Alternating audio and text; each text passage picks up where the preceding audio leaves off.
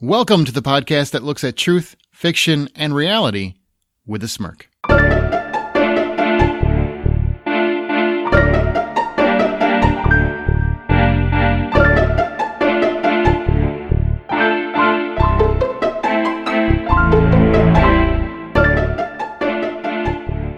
I'm Aaron Peterson. I'm Amanda Sink.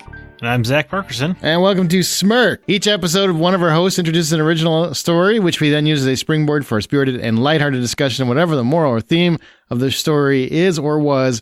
This week it is Zack's turn, which means someone will die. Hopefully. Hopefully. My God. That's so brutal. I'm not always macabre. A couple weeks ago, you were talking about writing your story. You didn't really love the story you had written, and you've had time to go back to it. Have you revamped it, or just the original one that you weren't so thrilled with the first time? Oh, no, I completely threw that one away. Really? Completely ditched it? Yeah, man, hey, if you're an artist, sometimes you got to learn to let things go.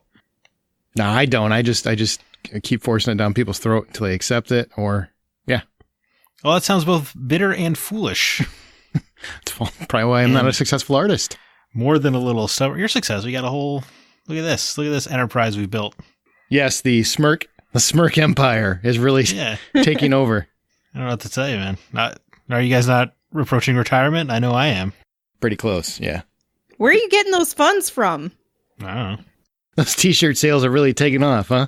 I've been selling the trademark behind y'all's back.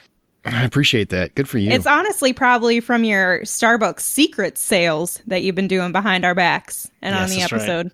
Selling the trade secrets for free.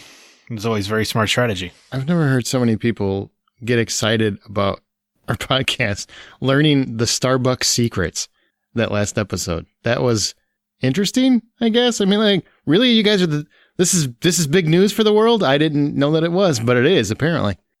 I think the pumpkin spice being in the back of the stores year-round really rocks some worlds, man. There's a lot of basic bitches that are really upset they didn't know that. Oh, my God. The thing is, they only wanted it around the fall anyway, when it's on the signs. I don't get it. Is that a Halloween thing? You don't if you like pumpkin, wouldn't you like it all year round? Is that people at Christmas, they only like peppermint in December? Yeah, because marketing tells them to. It's great. Wake up, sheeple. If you guys like Smirk, every app has a share feature, so please do us a favor, 2 favors. Rate us real quick. All you gotta do is click on stars and whatever your app has, and share it with your friends on Twitter or Facebook or Reddit, whatever it is. Just share us. That would be greatly appreciated. Ooh, Reddit. Yeah, shout out to Reddit. Shout out to whoever you're going to share it to. I don't really care. Instagram, can you just take a picture of the logo and share that? That'd be great too. Go to the subreddit Respect the Hyphen for a lot of good laughs about all the things and places that leave out the hyphen in Spider-Man. Pro tip. Where they just make it one word. Yeah, it's so infuriating. It's not his name. Well, he's a spider, man. I'd rather it was a comma. I find when it's a comma, it makes me laugh, because then it's what is he, in the 60s? Man, that would be tough to read. I would read it. All right, that's enough nonsense. Are you ready to tell your story? Thwip thwip. Yeah, sure, why not? Gather around the campfire. It's time for a story.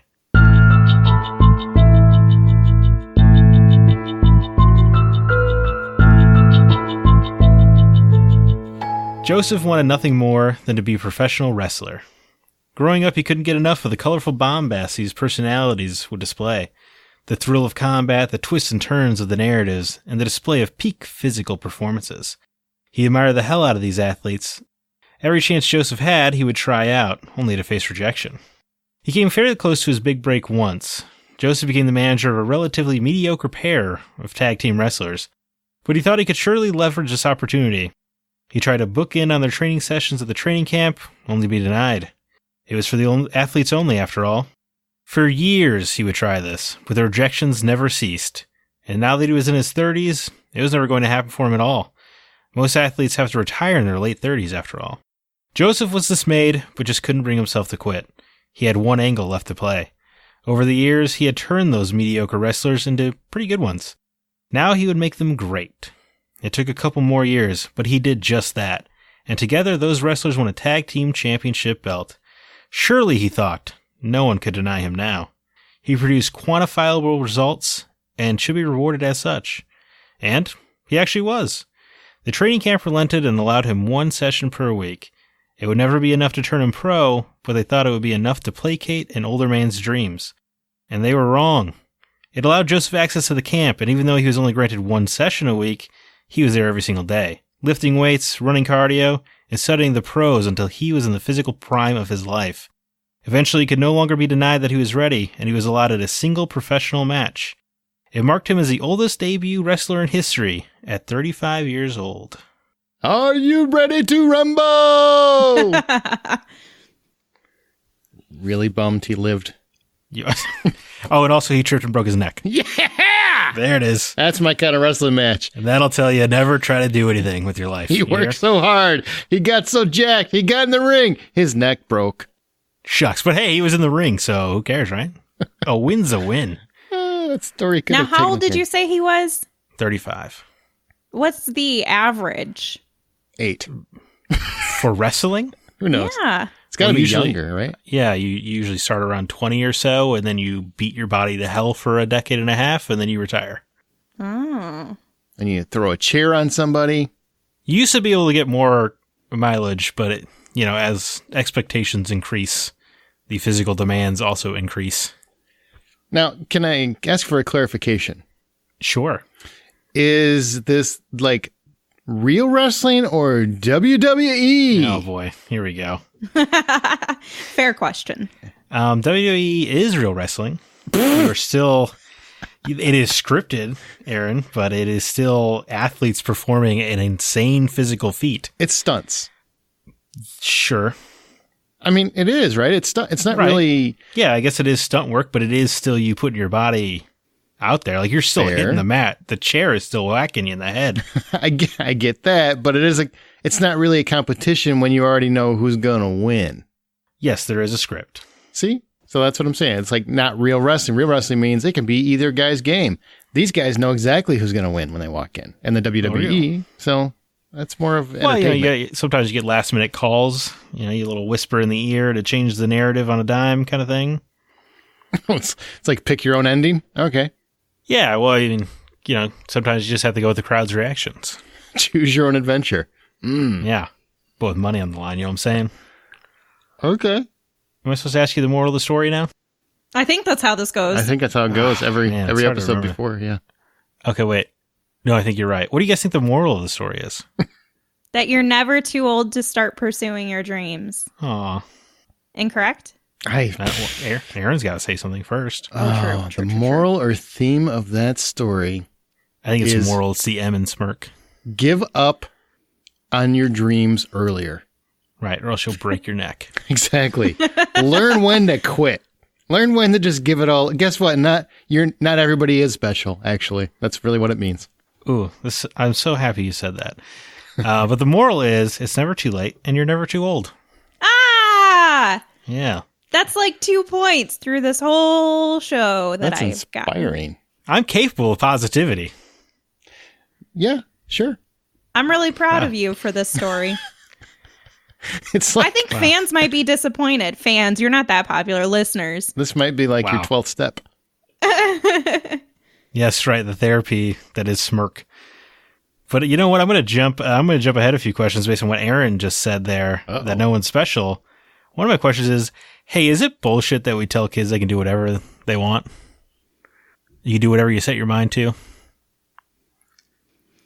Amanda. Aaron's response is now the one I am intrigued with. Amanda has the psychology degree, so I'll let her go Oh, before boy. I destroy we childhood go. dreams. I think it's important that we make sure kids have some sort of a goal in their mind. If we tell them that they're not anything special and they're just like everyone else and that they can't be anything that they want, then what's the purpose of them taking that initiative? What's the motivation? I feel like they kind of lose that. You're supposed to have somebody in your life who's a big supporter of whatever you want to do. You can go for it. You can go for it. Whether you suck or you're great at it is not the point. The point is that you're able to pursue that dream, and possibly along that journey, you might find another route that you would rather take or that you'd be more suitable for. And that's part of life. So I would not say that it's bullshit to tell children that they can be anything they want. I think it's still a good message for us to send to kids, especially if you're that person for them. I think it's also important to set realistic expectations, though. So help them on their journey. If that's something that they really believe in, that they really want to do, then you have to then be there to help them get to that point. They need to know that there are challenges and different barriers that they're going to have to face to be able to get to this accomplishment, but that it's possible with enough hard work and, God, are you done? Are you done, Rocky? Sorry, I'm done. Jesus. What was the question again? I can't even remember anymore. Well, when it's Amanda, you have to let her make the point, and then you have to let her make her point again. That's true. That's the show. Good call. What was the question? I legitimately forgot. Well, is it bullshit that we tell kids they can do whatever they set their minds to? Yes, and no. You shouldn't ever discourage people. If you really feel like you've got a dream, you should do everything you could to accomplish that dream. But I never encourage lying to children. Therefore, if a kid shows you his artwork and says he wants to be an artist, and it's atrocious. I mean, and he says, "What do you think?" I don't believe in saying, "You know what? That's beautiful." I don't agree with that. I don't.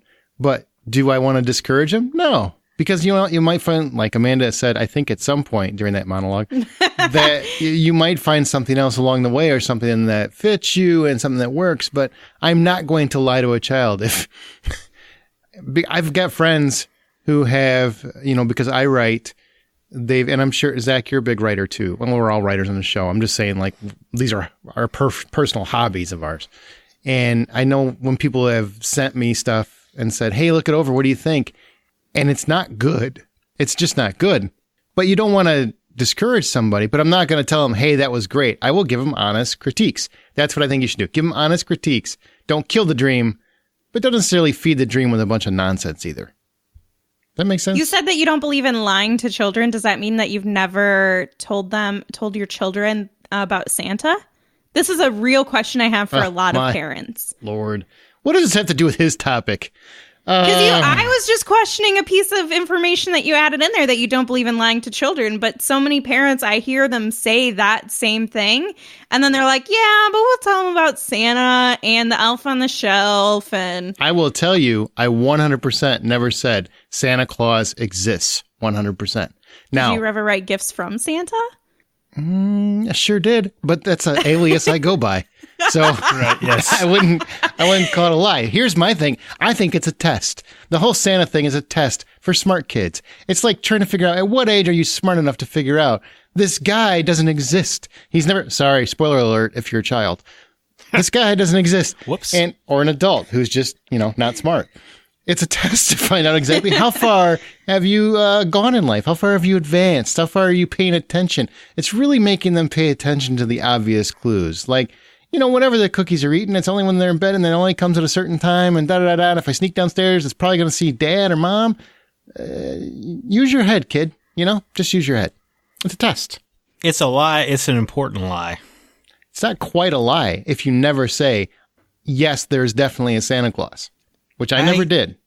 Still think it's a lie. There's an implied level of, deceit there. Hey, I'm going to tell you a secret. If anybody's married and your wife says, "How do I look in this dress?" and you go, "You look nice," or you don't say anything, you're letting them believe whatever they want to believe. That's not lying. That's true. You're just allowing them to live with that ridiculous notion that they look like Jennifer Lopez when they don't. Got quiet here all of a sudden. Dead air. Yeah, it did. Ooh. Anyway, the Santa lie is important because you need to realize that people are going to lie to you your entire life, and you need the example of your parents lying to you. Wow, there is Zachary there with the darkness. You go. Bring on the darkness. That's just honesty. It is a lie that you can do anything you set your mind to a degree. Because if you got 12 kids in your kindergarten class all saying they want to be the president, and you tell them all, "Yeah, you can definitely do that," that's not true. Well, they could. I mean, just take rotating turns into the presidency. See, 4 times 12. I don't think that math works out at all. That's 48 years.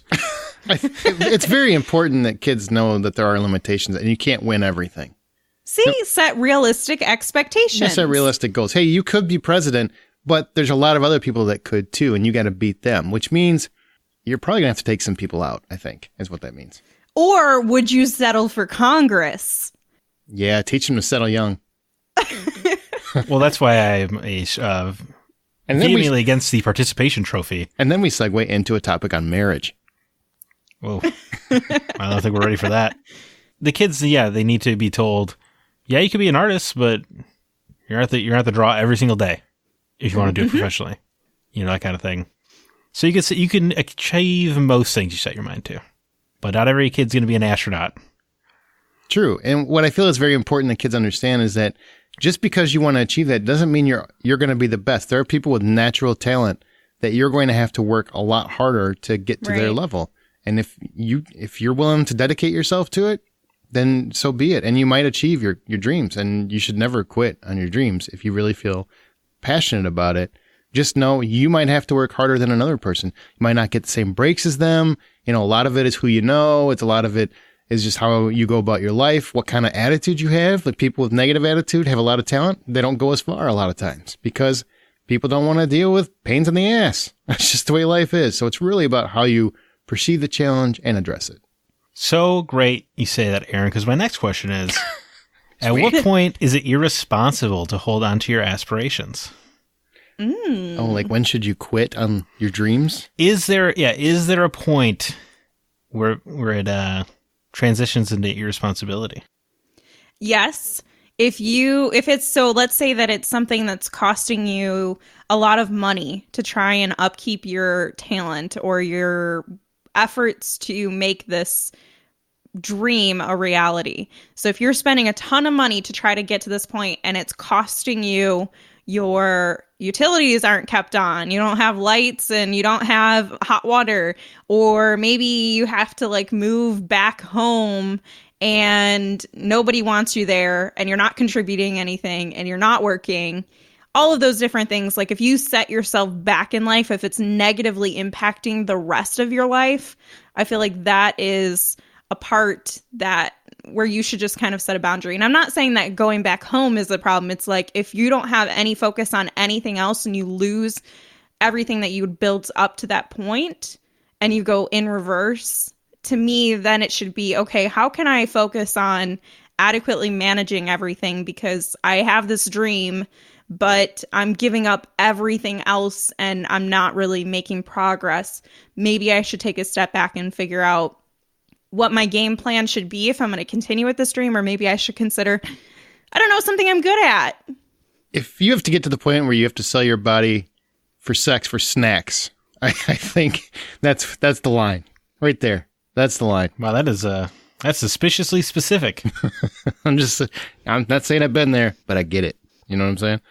It's I think as long as you can do it and it's not detrimental to your family or your personal wealth or livelihood, then I think it's okay. There are people I know that are still pursuing their dream. They want to be artists. They want to be writers. That stuff doesn't really cost money. So keep doing it. But like Amanda said, I mean, if your dream is I want to be a drug kingpin and you keep buying all this cocaine you can't get rid of, I think that's a problem. You got to know your market, man.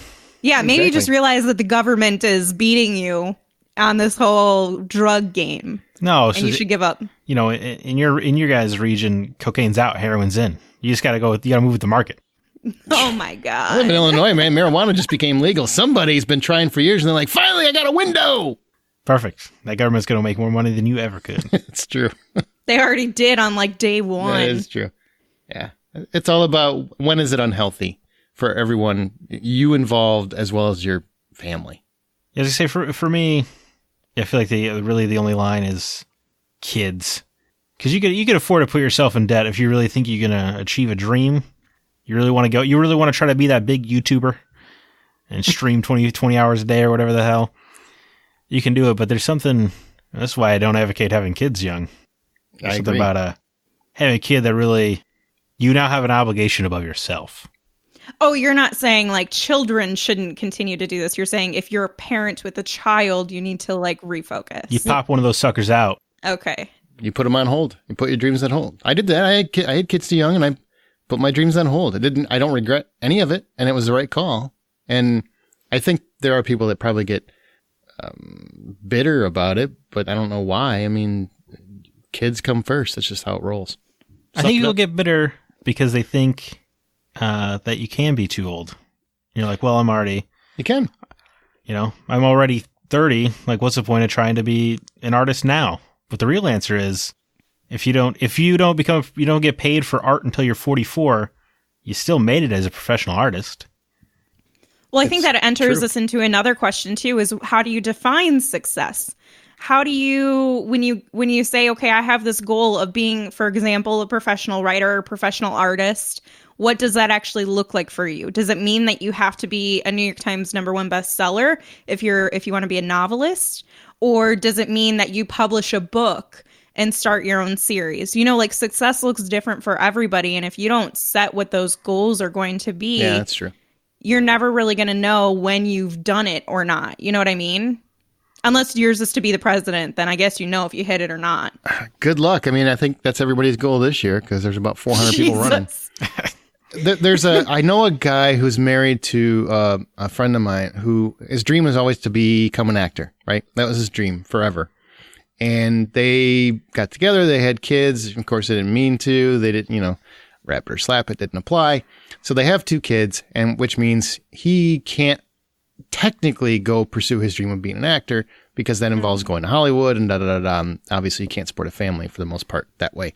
So what he did is he's still a very active and involved father, but he started doing community theater, and he's like directing a play, I think, in the spring. So to him, he's succeeding. He's still living his dream. He didn't care about money and fame and everything else. He just wanted to be an actor. And that's what he's able to do now. He's able to get on a stage. Even though it's a smaller stage, he gets to live his dream. He's very happy. I'm sure it's not everything he always wanted, but he still basically gets to have both his cake and eat it too. He gets to have his family and also be an actor. And I think, it's just and what you're willing to accept.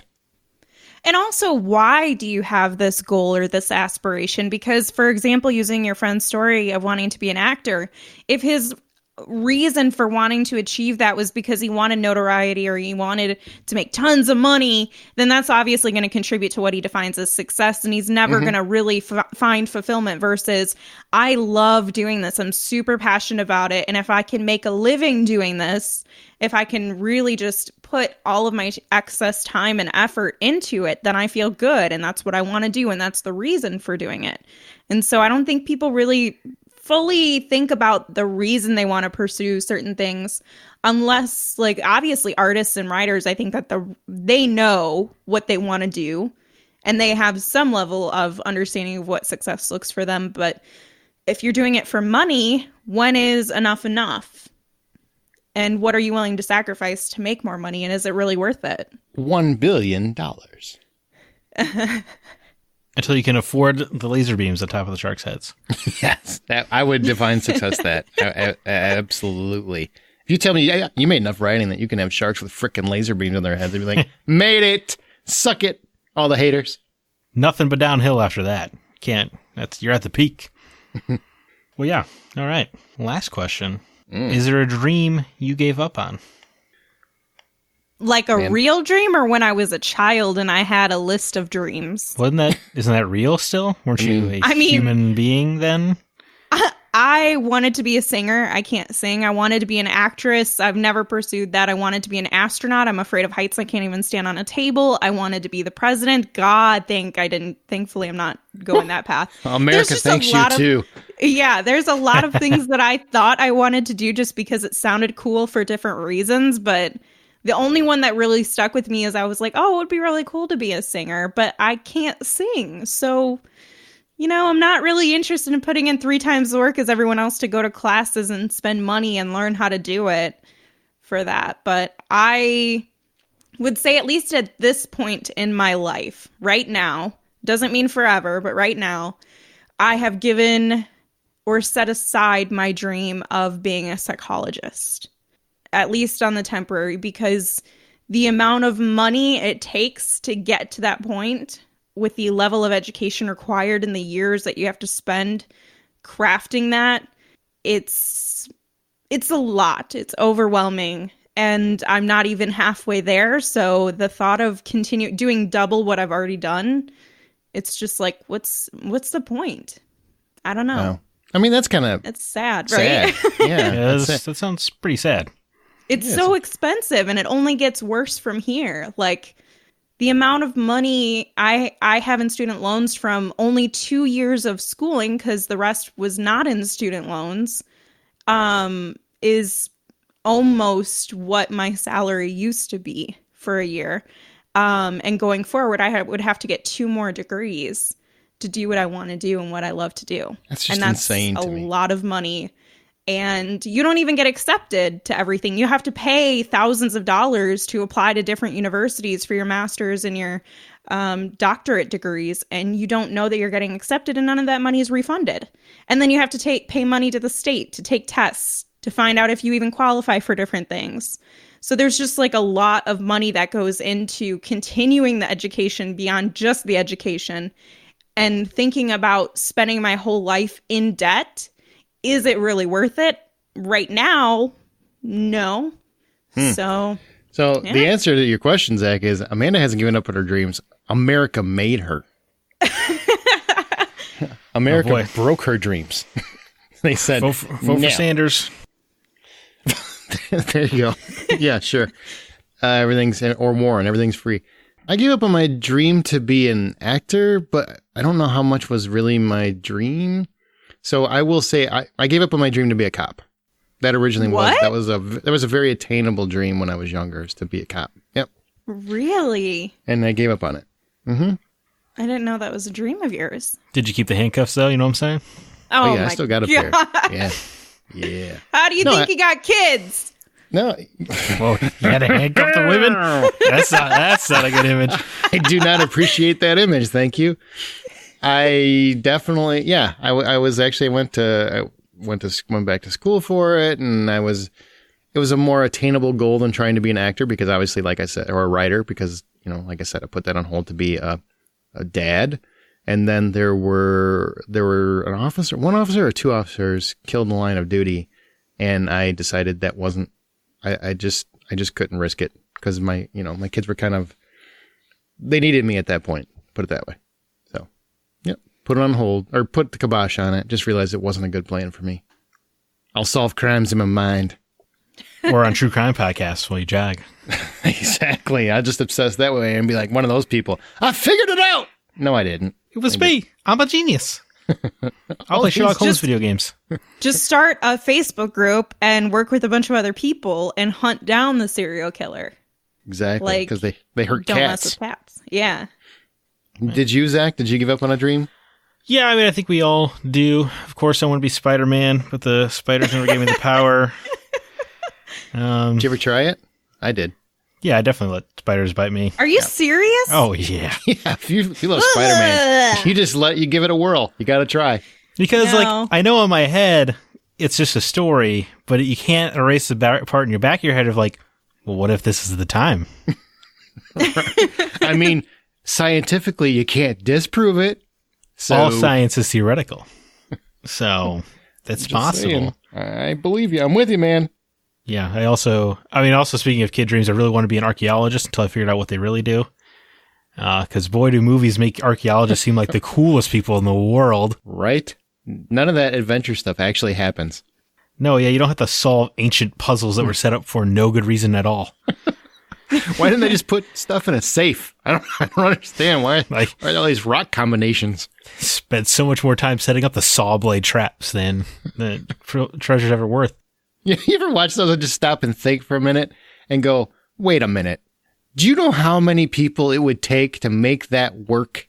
And somebody'd have to test it. Poor Pedro would have had to try that at least 45 times. He'd have so many holes in him. It just doesn't work. Well, then they always leave the clues on how to solve it behind. So did you really want to protect the idol that much? Right? Just let him have it. Yeah, it's so strange. But really, I think directing film would have been my dream. Used to make movies with my cousins and brothers all the time. Obviously, tremendously scripted. But then you grow up and I kind of learned I wasn't interested in the science of filmmaking. Like all the terminology even bores me. So it wasn't for me. Like the technical side of filmmaking is just no, or Right, yes, exactly. Like I don't like Christopher Nolan seems to have a brain for that sort of thing that I just, just never interested me. So then I thought I wanted to write movies, but then you grow up and learn how little the screenwriter really has in the final product. I determined film was not for me. So I transitioned into critiquing. Unless you are Christopher Nolan, then you get final cut. Well, sure, yes, but I don't think you get. You tend to have to also be the director if you're going to be the screenwriter and have it be your vision. True story. So I'd rather or write a novel, get it adapted, and then you have a lot of ability to talk about what actually gets put to screen. Like Gone Girl is a good example. Prose is tricky. Or like Lee Child with Jack Reacher, because I'm sure Tom Cruise was his first choice for his 6'5" hero. Look, I tried to put a positive spin on it. I had one good example. Look, I would not have watched those movies if Tom Cruise were not in them. Fair. Hey, I'm just saying, if you're a novelist, you don't always get your vision on screen. Never go back. Yeah, that's me. Wow. Well, hey, do you guys think this story was true or fiction? Truth or fiction? Truth. Yeah, I'm gonna lean toward true. Actually, I feel like this feels like a truth, inspiring. This really happened. This guy should have gave up a long time ago, but he didn't. Kind of feel to it. Yes, it is indeed true. It is the life story of Diamond Dallas Page. Hey, that's cool. Which is a story I often reference when people think they're too old to do something. Because the man did not start professionally wrestling until he was 35, and he's a Hall of Famer. I've never heard of him. You don't strike me as somebody who watched a lot of WWE. No, definitely not. No. Yes. I will say it is inspiring and 100% true, because you know what? I might have gave up on acting or put it on hold or whatever, but I'm actually going to be in a lovely low-budget independent feature this year. So finally, I'm going to be in a movie, even if I don't want people to see it. Just kidding. Oh, shots fired. My performance, not the movie. My performance. Okay. No. All right. Secretly, he's like, oh man, I'm glad I got this covered up. Right. That came out wrong. No, but I'm on IMDb finally. I'm like, see, success. I don't need money and fame. I made it. That's really cool. Yeah, I like this story because as I approach my third decade of life, and I am not, being professionally paid to write, it's a good reminder of I will eventually. Well, that's inspiring. I like that. Yeah, it's like I don't even know who this is. What is the title of your story? Never Too Late. It breaks my heart. It's not too late. It's never too late. I don't understand. What? Are you singing a song or something? No, I don't. Yeah. I don't do music. Oh, I get why you're not a singer though. Because I speak instead of singing. So does Eminem. Yeah, I mean, and he does it pretty well. How could we forget the 2018 hit Venom? I'm Slim Shady. Yes, I'm the real Shady. All you other Slim Shadys, you're just imitating, I think. You don't think that Venom is his number one hit? Adrenaline, Momentum, Venom. No. Are we just going to sing Eminem songs? Somebody's got to sing something from his new album. Go. No. Guilty Conscious. That's a good song. That is a good song, especially how it ends. Yes. That's a win. That's a winner all around. All right, as our show goes, we will occasionally pick listener stories to read and discuss on Smirk. If you'd like the chance to have yours read, email to mystory@smirkpodcast.com. And if you like Smirk, please share the episode on your social media outlets. Join the conversation by joining our Facebook group. You can follow us on Twitter @SmirkPodcast. Use the show's hashtag. Be sure to subscribe and rate us on your favorite podcast app, and check out our website at smirkpodcast.com. Zach, are you happy with your story that you told one that was positive and uplifting and really just brought the light back to the world? I feel like my past couple have been positive, so the next one's got to be messed up. Return to form. I was going to say, was it like 2020, new year, new you sort of thing? But I guess not. No, that's really not it. He's like, no, same me. I'm just, I hide it pretty well. I'm just trying. I'm just trying to like the things I like more. Good for you. That's good. That is positive. Look at you go. And I'll give you a tease. Our next story, I wrote our next story, our next episode, and it's going to be a murder mystery. So there you go. There's a little tease for the next episode.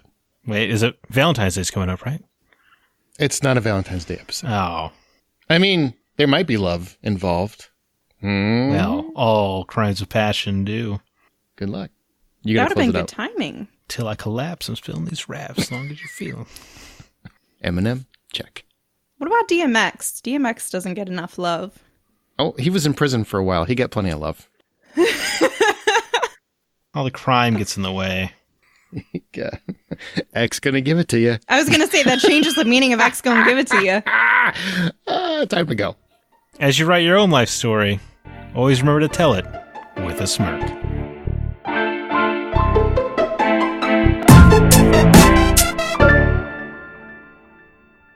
Well, then I definitely won't tell you what the biggest lie that all adults tell children is. I'll have to say that for the explicit show. That they're special? No. Oh. That You can amount to something if you try really hard? No, that sex with the condom is still fun. Anyway. Okay. Okie dokie. That's the biggest lie. I mean, it's uncomfortable for women, too, if it makes you feel better. Noted. What not are the fun. topic here? What? Not fun on any part.